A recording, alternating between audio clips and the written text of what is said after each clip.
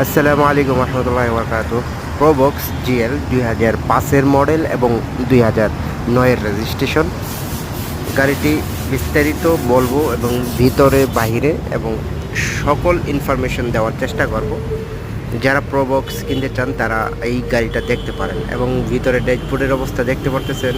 Dashboard এবং বাহিরের body একদম টনটনা বডি, যেটা বলে মানে কোনো রকমের পুডিং নেই, এরকমের বডি। এটা আমি দেখাবো ইনশাআল্লাহ।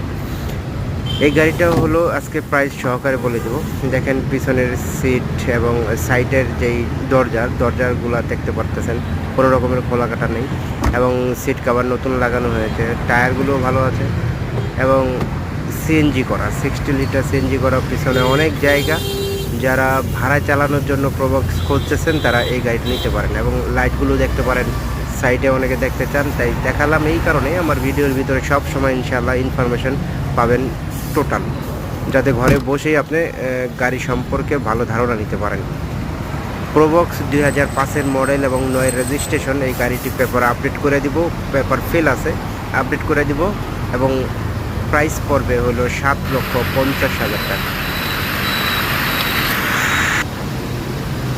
7,50,000 টাকা হইলে নিতে পারবেন। আসলে কিছু সম্মান করব, সমস্যা নেই। হেডলাইটগুলো দেখতে পারতেছেন, সামনের ফ্রন্ট সাইড দেখতে পারতেছেন। ইনশাআল্লাহ গাড়িটা যারাই নেবেন আমার মনে হয় ভালো হবে এবং দেখতেও অনেক সুন্দর, চমৎকার।